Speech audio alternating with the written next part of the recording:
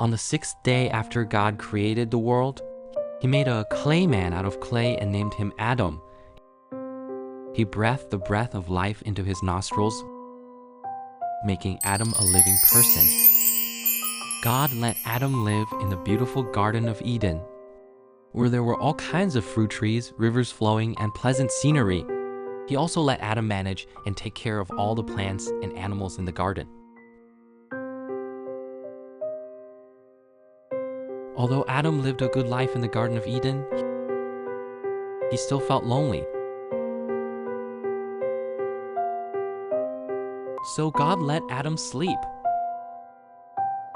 and took a part of Adam's rib and made a woman named Eve. Adam said to Eve, "You are bone of my bones and flesh of my flesh." God made them husband and wife, accompany each other, and live in the Garden of Eden. God planted two special trees in the center of the Garden of Eden: a tree of the knowledge of good and evil, and a tree of life.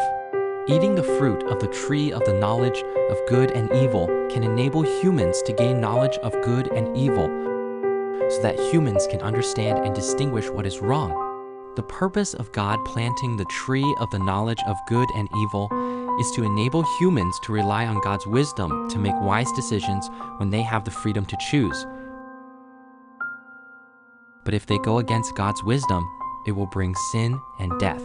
Planting the tree of the knowledge of good and evil is also God's test of Adam and Eve to test whether Adam and Eve are willing to trust and obey God in order to maintain their trust in God.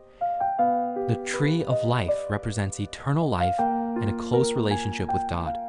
But if Adam and Eve eat the fruit of the tree of the knowledge of good and evil, they will be expelled from the Garden of Eden and lose the opportunity to continue to enjoy the fruit of the tree of life.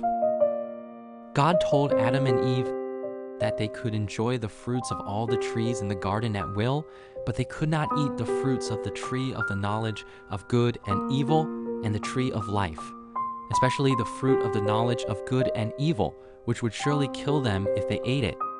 Until one day, a snake said to Eve, "Did God really say that you are not allowed to eat the fruit of any tree in the garden?" Eve replied, "We can eat the fruit of the trees in the garden, but we cannot eat the fruit of the tree of good and evil in the middle of the garden, otherwise we will die." The snake said to Eve, "You will not necessarily die, because God knows that the day you eat, your eyes will be opened, and you will become like God, knowing good and evil." Eve was tempted by the snake's words, so she picked a fruit and ate it, and gave the fruit to Adam.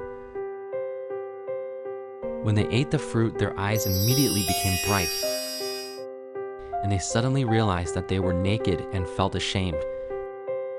So they wove clothes with fig leaves to cover their bodies. When it was evening, God walked in the garden and called Adam, "Where are you?" Adam replied, "I heard your voice and was afraid because I was naked, so I hid." God asked, "Who told you that you were naked? Did you eat the fruit of the tree that I commanded you not to eat?" Adam shirked responsibility and said that Eve gave him to eat. Eve said that it was the snake that tempted her. So God punished the snake, Eve, and Adam respectively. The snake was cursed to walk on its belly for the rest of its life. Eve had to experience great pain when giving birth, and she had to obey her husband. And Adam had to work hard all his life, sweating to get food until he returned to dust. Out of mercy, God made clothes for them with animal skins to cover their bodies. Then God drove Adam and Eve out of the Garden of Eden and sent cherubim and a glowing flaming sword to guard the tree of life to prevent them from eating the fruit of the tree of life again. From then on, Adam and Eve left the Garden of Eden and began to live in the world. They experienced hardship and bitterness, but they also multiplied and became the ancestors of mankind.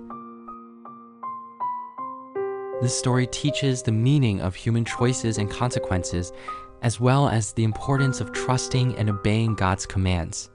At the same time, it also reveals the complexity of moral choices and the preciousness of eternal life.